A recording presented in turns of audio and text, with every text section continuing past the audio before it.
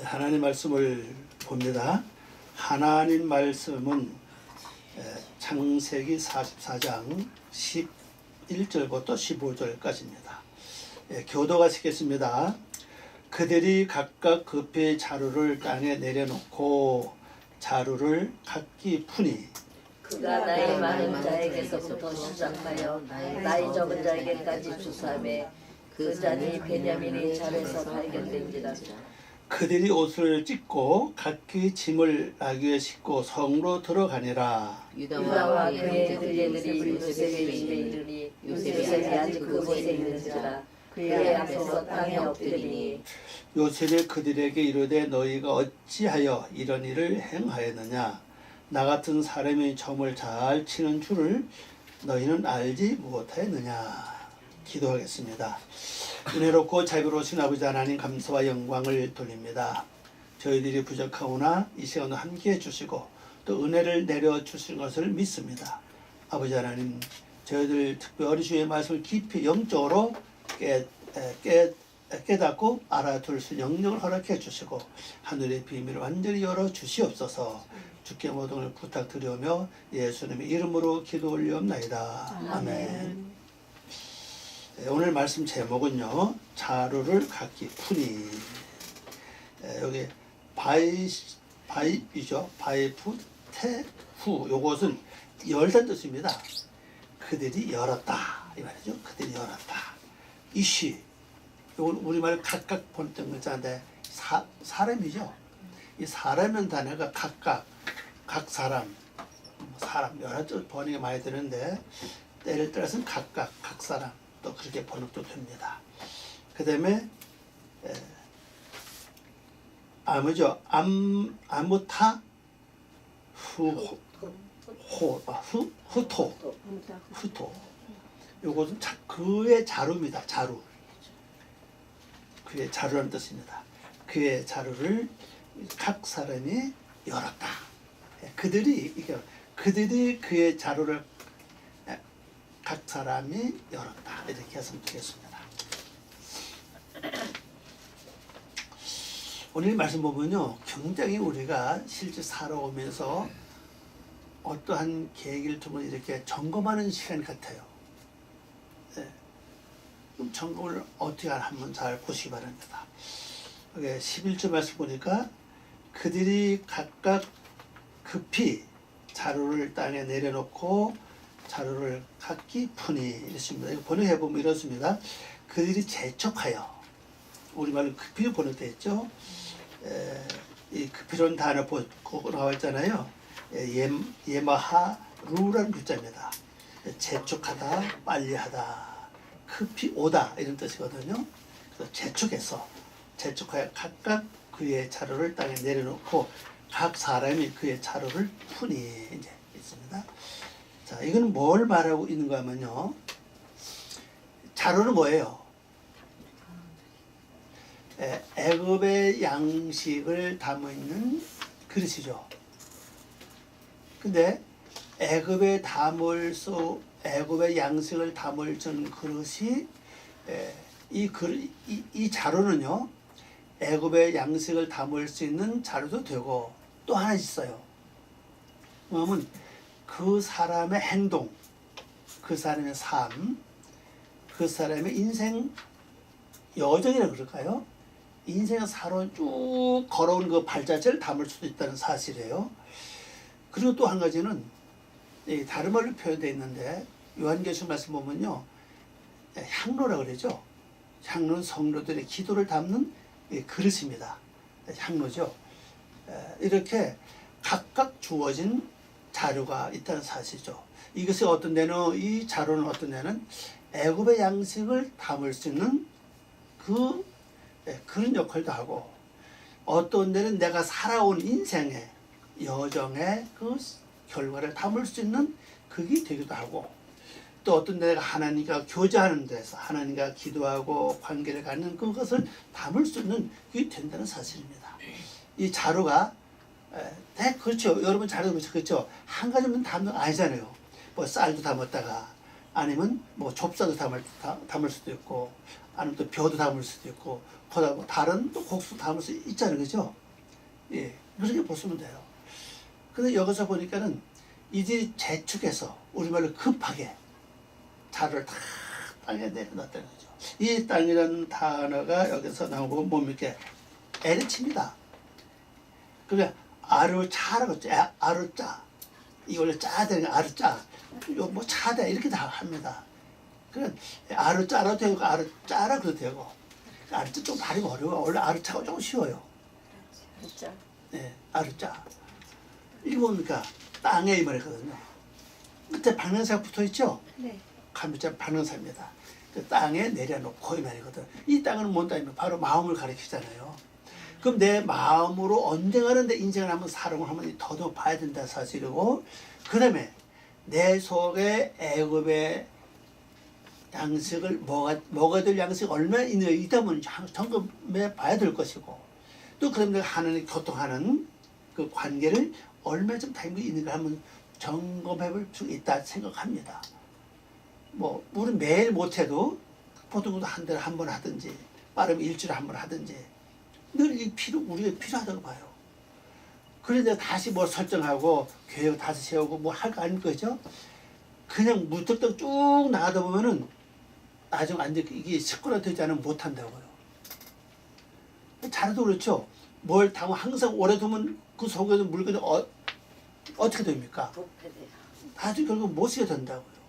그러니까 자주 쏟고 또 새로 담고 자주 쏟은 자료가 자주 비어진다는 뭡니까?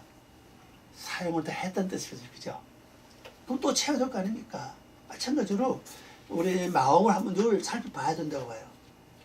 살펴봐야 되는데, 여기 중요한 거 보면요. 각기입니다, 각기. 이 각기라는 단어가 이슈 아닙니까? 사람이라고요. 사람. 이 사람이 한 사람이 아니라 여러 사람이니까, 어떻게 보면 내가 사람은 사람인데, 내가 살아온 과정이 한 가지 아니에요. 그죠? 쭉 살아온 과정이 내 속에 어떤 데는 기쁠 때도 있었고, 어떤 데는 슬플 때도 있었고, 어떤 데는 낙심될 때도 있고, 어떤 데는 소망이 있을 때도 있었다는 사실이죠. 이런 걸 한번 쭉 한번 다 쏟아봐야 돼요. 각기 그 남의 자로 쳐다보지 마시고 자기 자로만 쏟아봐야 된다고. 그 여기 보니까 또 중요한 건 바로 저거죠. 바이 마하루, 그들이 재촉해서 이 말입니다. 네, 재촉해서 아주 빠른 속도로. 네. 그럼 오늘 우리들이 세상 살아오면서 어쩜 제가 한 번도 안 해볼 수도 있고, 어떤 분은 여러 번 해볼 사람도 있다고 봐요. 그러나 다시 한 번 더 재촉해서 빨리 한번 더듬어 보는 것도 굉장히 중요하다. 그래서 생각을 합니다. 그래서 여러분 땅에 쏟아봐야 돼요. 그리고 이제 2절에 참 12절 중요한데 보면요.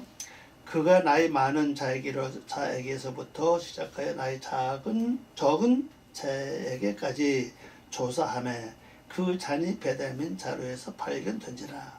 번역해보니까요. 그 나이 많은 자에게서부터 시작하여 작은 자에게까지 철저히 조사하여 끝마치니 그 잔이 베냐민 자루 속에서 발견된지라.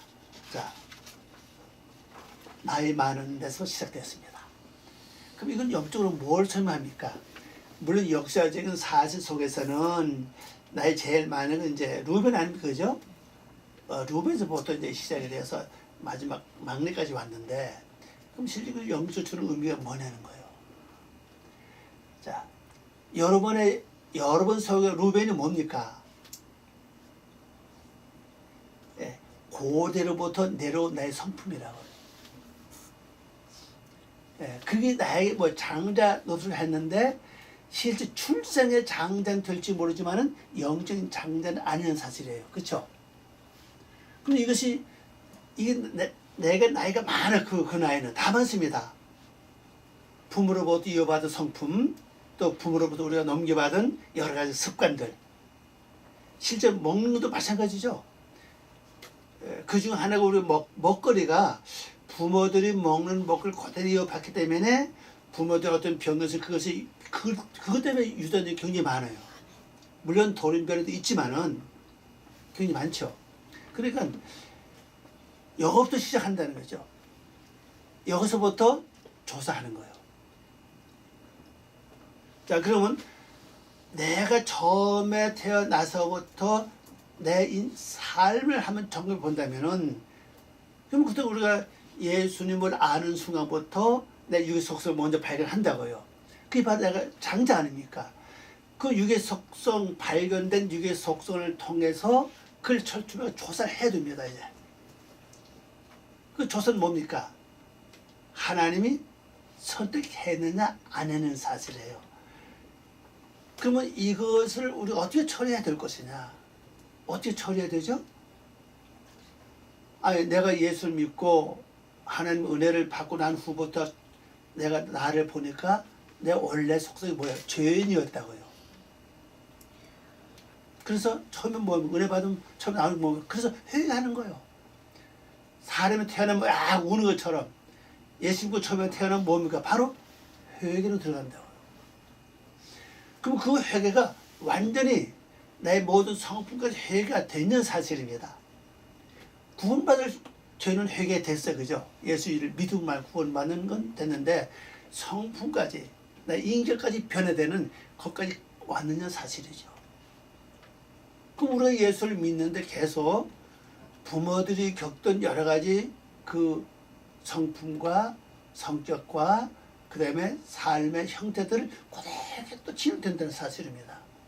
구원 받았으면은 그 다음에 부모들이 갖고도 여러 가지 뭐 쉽게 말해서 병도 그렇고 그 다음에 가난도 그렇고 많지, 여러 여건 많잖아요. 좋지 않은 여건들이. 그게 내가 없어져야 된다고요. 구원 받았으니 그죠. 근데 그게 계속 내려온다는 사실입니다. 그럼 그걸 어떻게 처리할 것이냐.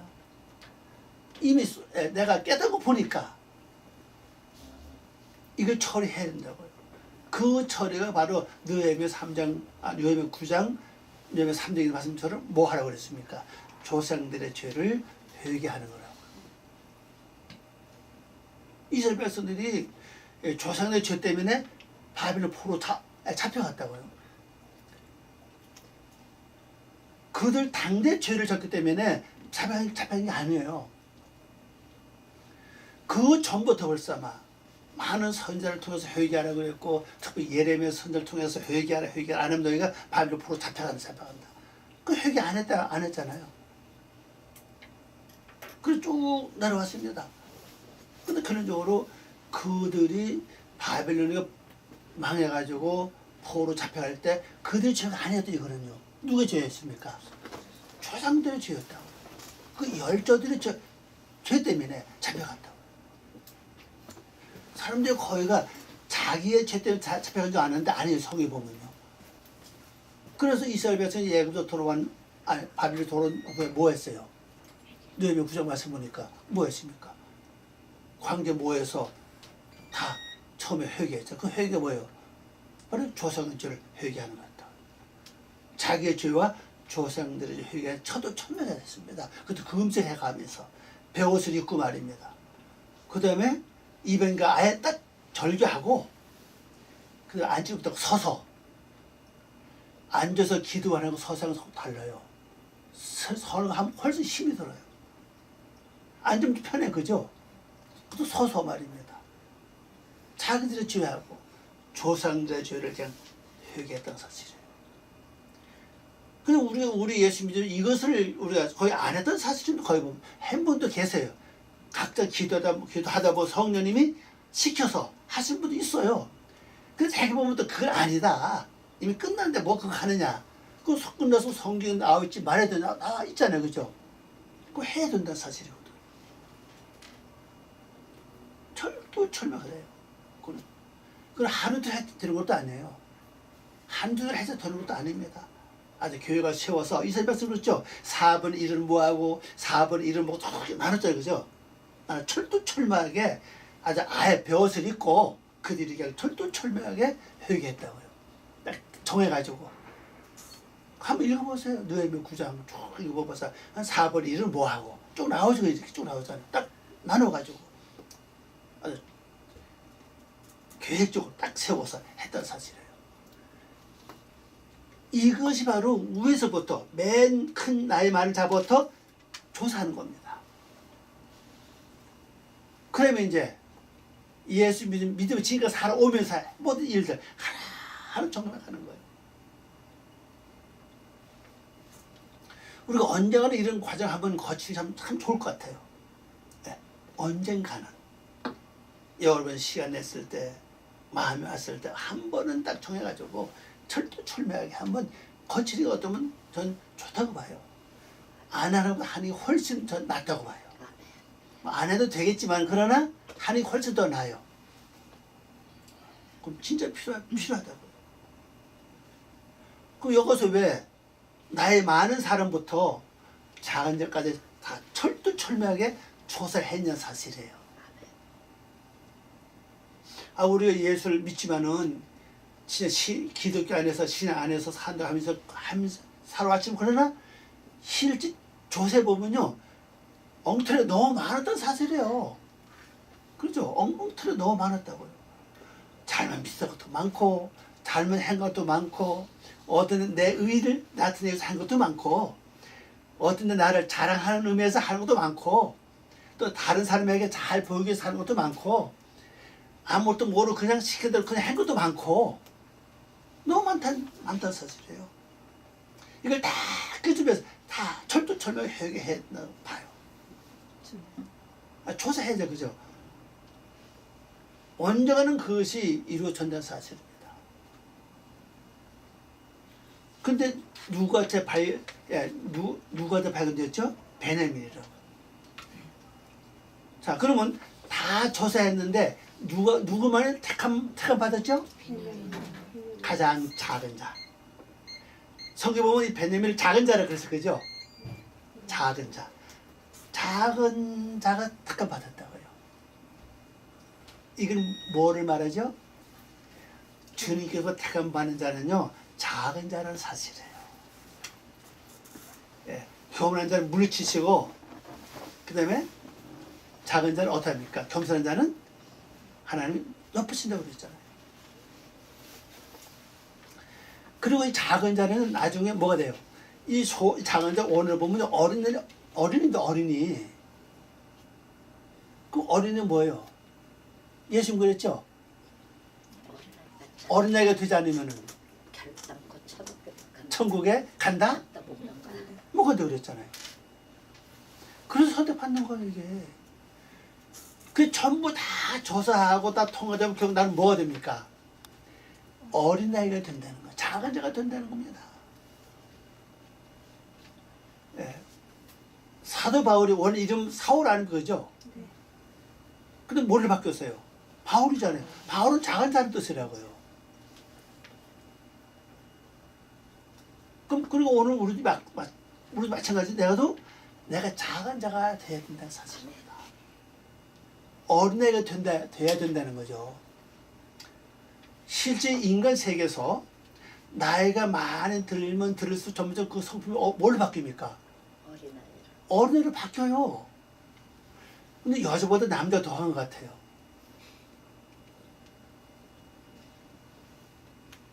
어린애로 바뀐다고요. 그럼 영적 보면 남자 뭡니까? 찌를 갖고 있던 뜻이잖아요. 말씀을 갖고 있던 뜻이잖아요. 그럼 말씀을 갖고 있는 자는 점점 작아져서 천국에 갈 수 있는 어린아이가 된다는 사실이에요. 이 어린아이가 되지 않으면 천국에 못 간다는 말은 예수님의 하신 말씀이죠. 그죠? 그리고 우리 예수님 말씀을 기억한다면은 내가 작은 자가 되고 어린아이가 돼야 된다는 거예요. 그래서 그래 선택받을 수 있다는 사실이에요. 우리가 예수 믿으면 무조건 다 선택받는 줄 아는데 물론 구원은 받아 그죠? 성도 태어나요. 근데 천국은 분명히 선보지 않아요. 천국은 힘쓰고 애쓴 자만 간다고 주님 말씀하셨고 또 제자들도 그 얘기했고 성경도 나와 있어요. 그 사람들 지금 현재 성도들이 뭐 착각하면요, 천국도 선물인 줄 알아요. 아니 내 속에 혈기가 가득한데, 난 구원 받았는데 혈기가 가득하다, 미움이 가득하다, 내 속에 매칭이 많다, 원한 매칭이 많다. 그리고 과연 천국에 갈 수 있을까요? 없어요. 구원을 받았는데. 글쎄요, 모르겠어요. 하여튼 근데 그때 거 가봐야 알지, 그죠? 그러나 분명 사실은 이 성품이 바뀌게 된다고요. 성경을 어디가 읽어봐도 근본 목표가 어디입니까? 하나님 형상이거든요. 어디 가봐도 구약도 신약도 뭐 선지서도 역사서도 뭐 시가서도 전부 다 가보면 전부 다 목적은 하나님 형상이에요. 하나님 형상을 이루었던 내가 신경질 가득하고 혈기가 가득하고 미움이 가득하고 그런다면 과연 그게 인정받을 수 있겠는 사실이에요. 물론 이것은 우리 하루아침에 변화되진 않아요. 그죠? 세월이 가면서 이거 변화시키기 위해서 우리 하나님 우리에게 준 뭡니까? 제사장 직분을 줬잖아요. 하나님이 열심히 올리라는 거죠. 혈기 올리고 미움 올리고 시기 올리고 욕심 찾고 하나님께 퍼 올리고 그게 바로 우물 파는 작전 아닙니까? 계속 우물을 파내야 결국 내 우물 덮고 아닙니까? 파내지 않으면 되지 않는다고요.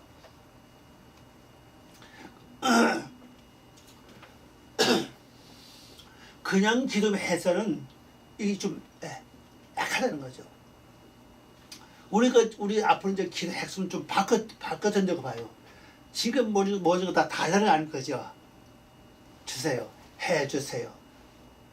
다 그런 쪽이었는데 앞으로는 그게 아니라 이렇게 되기를 원합니다. 같이 달라고 해도 내 수익을 퍼내주시기 바랍니다. 아니면 내가 하나님 말씀대로 살기를 원합니다. 뜻대로 살기 원합니다.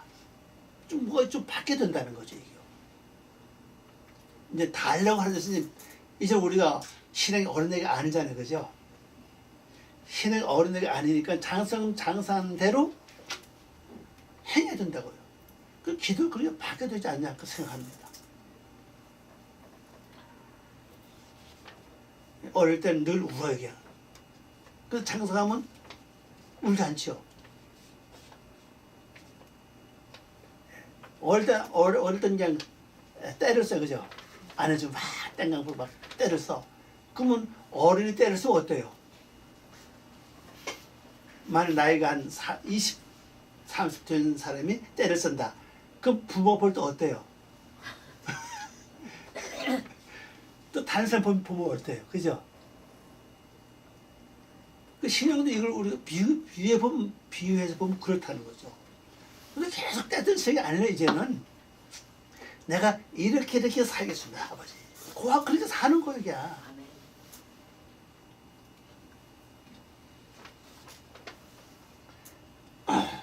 그래서 분명히 우리가 다시 꼭 거쳐가야 될 일은 내가 그대로부터 현재까지 다 한번 점검 받아야 된다는 거죠. 조사를 철두철미하게 조사를 받아야 됩니다. 그래서 언제까지? 태금 팔 때까지예요. 이 사람들은 베냐민 속에 자녀 들어가는 건 전혀 몰라요. 그죠? 그 넣어준 사람만 알아. 본인은 전혀 몰라요. 그럼 내가 언제 이게 택합할지 모른다는 사실입니다. 주님만이 아신다는 거죠. 그럼 내가 할 일은 뭡니까? 조사만 잘 받으면 돼요. 조사 받다가 뭐가 나타나면은 그거 처리하고 회개하고 처리하고 조사만 잘 받으면은 나중에 갈 수 있다는 사실이잖아요. 그래서 우리 이제는 다 하려고 하는 게 아니라 이제는 철저하게 조사받을 때가 됐다. 그렇게 저는 생각을 합니다. 그 다음에 이제 13절 말씀 보니까 그들이 옷을 찢고 각기 짐을 나귀에 싣고 성으로 돌아가니라 그랬습니다. 자, 옷을 찢었습니다. 이게 이제 베냐민한테 발견되니까 모든 사람들이 이제 옷을 다 찢었어요. 옷은 뭐예요? 행실. 행실 아니에요, 그죠? 요한계시록 이렇게 나왔잖아요. 성경에 나왔죠. 옷은 그 사람의 행위라고 그러죠. 행위. 그럼 행위를 찢었다면, 행실을 찢었다면 뭘 가리킵니까? 삶을 완전히 100% 바뀌었다는 거예요. 아, 이 사람이 이제 필요 없다, 이제는. 지금 살아온 이 행동 이제 필요 없다.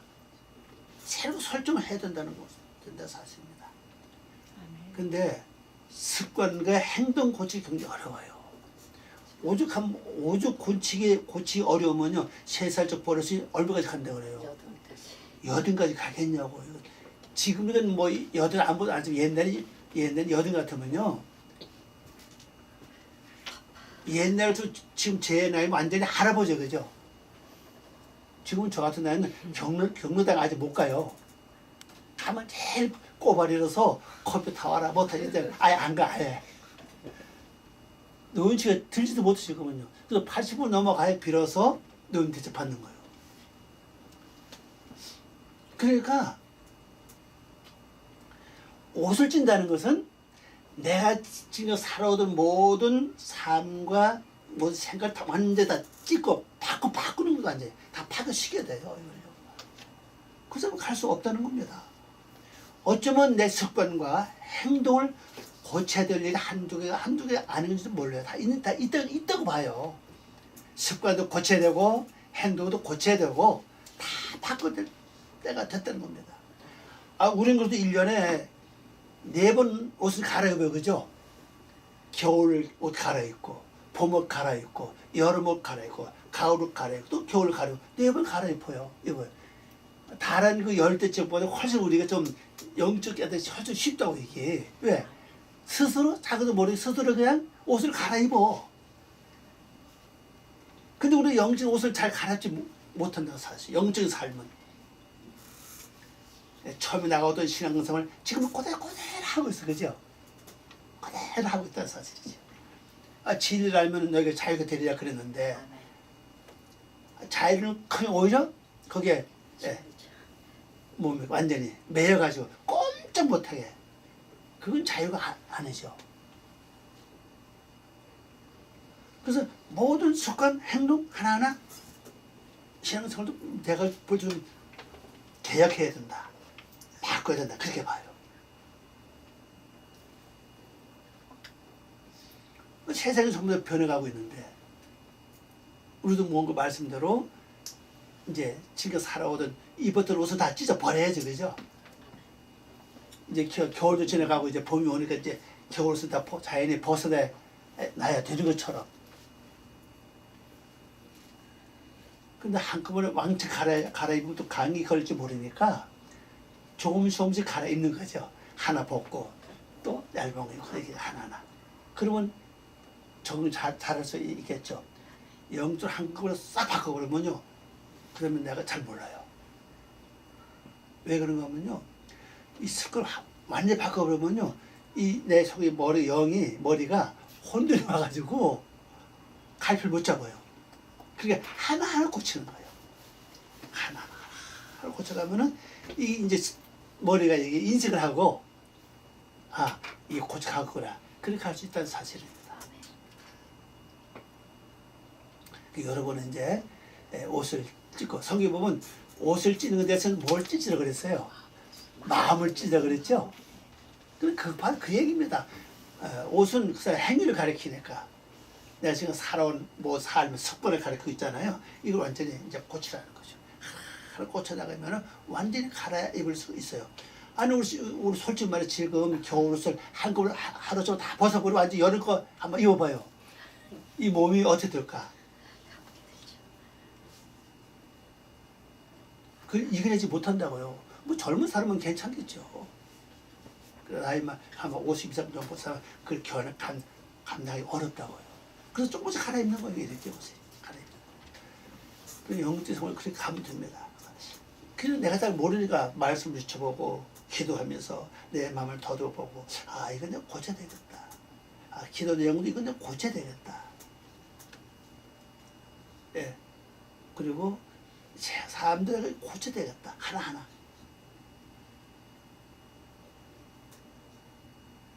그러면 된다. 그 주님께 물어보시고 기도하십니다. 한번 나가면 돼요.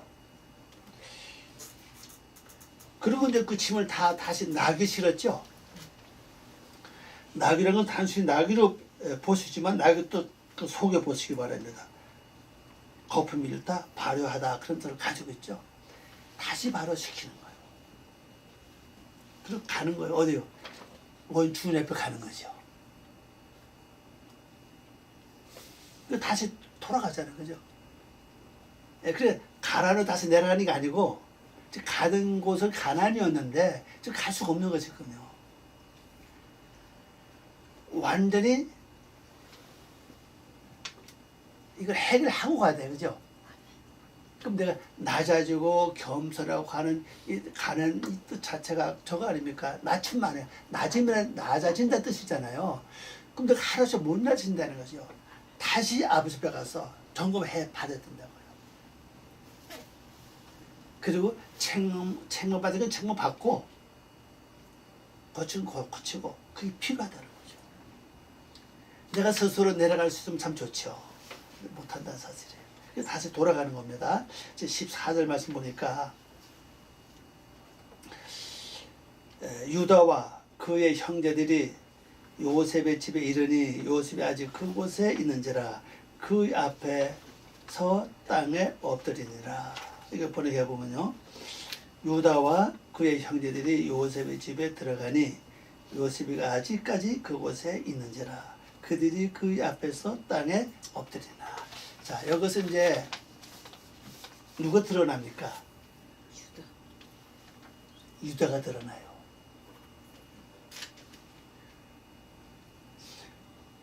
이 많은 형제들 중에서 특별히 거론된 사람이 유다 아닙니까?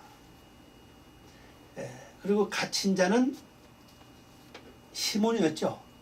이거 노임 받았잖아요. 그럼 시몬이 앞서선 게 아니라 지금 유다가 앞서서 있다는 사실이에요. 지금 내가 아버지 앞에 갈 수 있는 완전히 100% 점검 받을 수, 마지막 점검 받을 수 가는 길이 뭘 통해 갈 수 있느냐? 찬양이라는 사실이에요. 유다는 뜻이 찬양 받는, 맞나요? 네. 예, 찬양 받는다는 뜻이잖아요. 그러니까 우리 성도들이 찬양이 그치면 문제가 심각하다는 사실이에요. 이미 영적으로 흐려졌고 영적으로 약해졌고 영적으로 뭐가 메말라 했다는 사실입니다. 말씀은 좀 부족하다 할지라도 찬송에 불이 붙으면요 나무도 살아나요. 찬송에 불이 붙으면 말씀이 꿀같이 달아지기 시작합니다. 그 찬송이 메말라 버리면은 지식적으로 말씀이 좋은데 마음에서 움직이기 약하다는 사실이에요. 그래서 찬양이 살아나야 되는 겁니다. 사세기 1장 말씀 보니까 점령하지 못한 땅을 점령하고 전쟁 나가야 되는데 그래서 하나님께 기도했죠. 하나님 어느 집하고 같이 갈까요? 하고 기도하니 하나님 뭐라 그랬어요? 유다 집하고 같이 가라 그랬어요. 찬송하고 나가라는 얘기입니다. 그러면 싸우지 못한다는 사실이에요. 찬송 앞서가야 돼요. 그래서 개인도 그렇고 우리 모두 마찬가지고 먼저 개인이 찬송에 여기서 불이 일어나야 돼. 찬송 부를 때 지식으로 부르는 게 있고 감정으로 부르는 게 있고 그렇죠. 그 다음에 성령의 도움을 통해서 부르는 찬송이 있다고 봐요. 성령의 도움을 받아서 뱃속 밑에 나오는 그 찬송이 나와야 된다고요. 성령이 완전히 사로잡힌 찬송은 제가 옛날에 해보니까 거기는 음치가 없더라고 보니까요. 전 찬송 잘 못하잖아요. 여러분 아다시피. 근데 그때는 그 곡이 안 맞는 거 없어. 다 너무 잘 맞아 보니까. 그래서 영의 세계는 음치가 없구나. 내가 들어보면 그렇게 아름다울 수가 없어 보니까. 그 소리가 너무 아름다운 거예요. 그러니까 그래서 여기 보면 유다가 앞장서는 거예요. 유다와 그의 형제들이 그렇죠. 이 성경에 보면 유다가 자주 나오는데 이 항상 찬송이 병행해야 된다는 걸 우리에게 보여주고 있다는 걸 볼 수가 있습니다. 그럼 우선 기도가 잘 되지 않으면 우선 찬송 많이 불러요. 그 찬송에 따라서 지금 그게 나와요. 기뻐하는 건지 회개하는 건지 아니면 뭐가 모르게 하나님께 드리는 건지 아니면 감사하는 건지 찬송 다 있다 보면요. 이 찬송에 불이 붙어야 됩니다. 그래가지고 이 원 주인의 집에 왔어요. 근데 주인이 아직 그곳에 계시다 그랬죠. 주님은 항상 그곳에 계신다는 뜻이에요. 우리 생활 때 이런 것도 있죠. 주님은 항상 내 안에 계신다. 그러면 주인 집에 갈 필요가 없지, 그죠? 내 안에 계신다. 현재 내 안에 있다고 믿고 있잖아요, 사람들 다. 그럼 저 아버지 필요가 없잖아요. 그럼 현재 내 안에 계신 주님은 뭐냐는 거예요. 이게 분별이 돼야 됩니다. 어떤 사람은 하나님 내 안에 계신대요. 맞는 얘기인데, 그럼 하나님이 내 안에 계신다면 성전이 내 안에 완성됐냐는 겁니다. 하나님 어디 계세요? 성전에 계신잖아요. 그 성경 말씀은 요한주에서 말씀 보니까 마지막에 땅에 모든 철이 되고 나니까 땅에 있는 용과 그다음에 짐승들과 음녀와 거짓 선지자 다 처리되고 나니까는 땅이 완성됐지, 그죠? 그 다음에 어떤 역사가 일어나요. 하늘에서 예루살렘이 내려온다고요. 그러면 그 다음에 또 성전이 어디서 내려와요? 하늘에서 내려온다고요. 거기에 계신 분이 하나님인데 뭘로 나타나요? 어린 양으로 나타난다고요. 자, 나를 위해 죽으신 분이 누구예요? 하나님이에요? 어린 양이에요? 어린 양이거든요. 하나님 모습을 내가 감당 못해요. 어린 양은 내 모습으로 오셨기 때문에 대신 죽으셨잖아요. 그럼 내가 기억을 잘해. 그분은. 그래서 어린 양으로 내 안에 계시는 거예요. 그래서 성전이 사방에 코가 같다라 이게 나온다고요. 그 안에는 정금이라 그랬죠. 성전 뭐예요? 그 안에 정금이고 네모 반듯하다 그랬어요.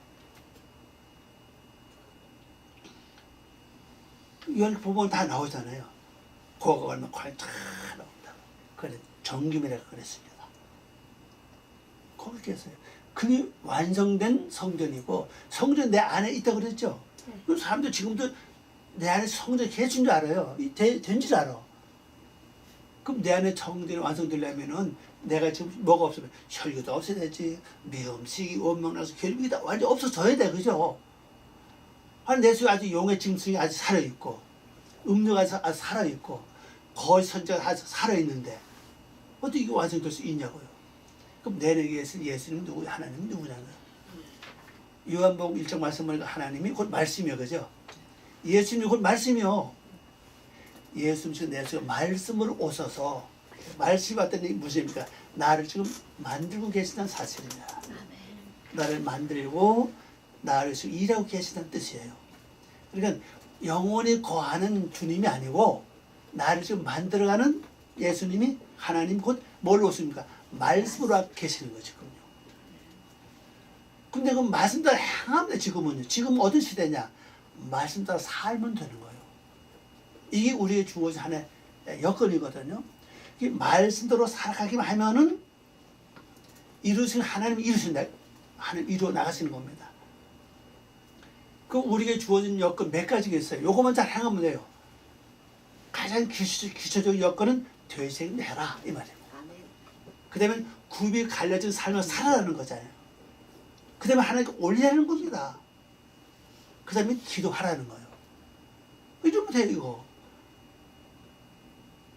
이게 기본이거든요. 이 기본만 행하면은 그다음 나머지는 할 수 있다는 사실입니다. 성령님이 도우시고 말씀이 내서 일을 하고 계시는 거예요. 말씀이 일을 끝내야 됩니다. 그래서 주님 말씀이 하신 말씀이 뭐죠? 다 이루었다고 말씀하시는 겁니다. 그럼 여러분 속에 지금 말씀이 많이 있습니다. 머리도 있고 말씀이 많아요. 말씀이 많이 있다는 아직 이루어지지 않다는 뜻이야. 아직까지. 이룬다면 돌아가야 돼. 그죠? 그럼 말씀이 이룬다면 돌아가서 뭐 하시죠? 주님 말씀이 약속한 게 있죠? 돌아가시면서 뭐한다 그랬습니까? 내가 너희를 위하여 처소를 예비하리라. 그 처소가 뭐요? 바로 성전 아니요. 예루살렘 아니요. 완성되면 하나님께서 나에게 예루살렘을 내려오게 하고 또 성전에 내려오게 하고 그럼 주님 와서 계속 그럼 영혼이 이제 완성된 거 그죠? 그러면서 영혼이 어린 양과 더불어 왕으로 타리라 이렇게 나온다고 요한이 말씀을 보면요. 그게 끝이에요 그게. 그러니까 오늘 우리 말씀 통해서 내가 좀 갈 일은 뭐냐? 항상 주 앞에 가서 내가 어떤 문제가 발생했을 때마다 가는 거예요. 전에 내가 이렇고 이렇습니다. 와서 고백하는 거죠. 근데 여기 가는데 뭘 앞서서 가죠? 바로 찬양입니다. 기도가 잘 되지 않으면요, 찬송 한두 시간 부르면 기도가 시작이 돼요. 첫 부분부터 기도 잘 되는 사람은 괜찮고, 그때 은혜가 많은 사람이고, 기도 안 될 때는 찬송을 많이 불러요. 그러면 찬송 부르다 보면 이 영이 열려지고, 기도가 시작이 돼요. 그렇게 기도하면 돼요. 자, 그 다음에 15절입니다. 요셉이 그들에게 이르되 너희가 어찌하여 이런 일을 행하였느냐? 나 같은 사람이 점을 잘 치는 줄을 너희는 알지어다. 이 점으로 번역해버리면요, 이게 하나님과 관계 없는 것 같이 된다고 얘기지. 이 단어를 보니까 뭐예요? 점이라고 한 단어 보니까 마법을 사용하다, 점을 사용하다 이런 뜻도 있고, 그 다음에 지각하다, 관찰하다 이런 뜻도 갖고 있어요. 그럼 과연 이게 점을 사용하는 그걸 사용해야 되냐 사요. 제가 볼 땐 지각이라고요. 관찰하는 거. 그 하나님은 항상 나를 뭐라고 했어요? 보고 계신다고요. 보고 계시면 관찰하고 계시는 거예요. 지각하고 계시는 거예요. 관찰하고 계신다. 그러니까 내가 너희를 관찰하는 걸 너희가 알지 못하느냐? 관찰을 잘하는 걸 너희가 알지 못하느냐? 그런 말이죠. 자, 번역해보니까 요셉이 그들에게 말하기를 너희들이 행한 이 일이 무엇이냐? 내가 이처럼 지각을 잘하는 한 사람인 줄을 너희가 알지 못하느냐? 다른 말을 바꾸면 관찰을 잘하는, 이렇게 했을 때 관찰을 잘하는, 잘 사용하는 한 사람인 줄 너희가 알지 못하느냐? 문제는 하나님 나를 관찰하고 계시는 사실이에요. 그죠? 근데 우리는 시대도 이걸 잊어버린다고요. 하나님 나를 보고 계신다는 걸, 나를 관찰하고 계신다는 걸 잊어버리고 사는 게 너무 많아요. 이걸 기억하는데 우리가 악을 행하지 못하죠. 이걸 너희가 알지 못하느냐? 질문이 그겁니다. 하나님은 우리에게 질문을 해요. 내가 너를 자세하게 보고 있는 걸 너희가 알지 못하느냐? 이 질문을 우리가 알아야 돼요. 그래서 앞에서 말할 때 그 조사한 것은 뭡니까? 나의 만자부터 쭉 이렇게 조사했잖아요. 그 철저하게 조사했습니다. 그걸 하나님 다 보고 계신다는 거죠. 그래서 여러분이 이제 시때때로 나를 살피면서 한번 관찰해 보시고 오늘 이 말씀을 기도하면서 한번 잘 정리해 보세요. 정리하면요, 이것이 내 삶의 좌표가 될 수 있고 새로운 방향을 나에게 제시해주고 있고, 그럼 내가 나갈 길이 보여진다는 사실이죠. 한 가지 우리 그때 말씀할 건 뭐냐? 내가 너희를 잘 관찰하고 있다는 걸, 자세하게 관찰하고 있다는 걸 알지 못하느냐? 이 말씀 여러분 기억하시고 또 한 승리하는 한 주간 되시길 바랍니다. 기도합니다. 아버지 하나님 감사합니다. 오늘도 저희들 사랑하시고 귀한 시간 주고 고맙습니다. 성령님이 늘 우리에게 새로운 하늘의 비밀과 아버지의 뜻을 완전히 헤아려 알 수 있는 저희들 되게 하시옵소서. 감사와 영광 돌리며 예수님의 이름으로 기도 올려옵나이다. 아멘.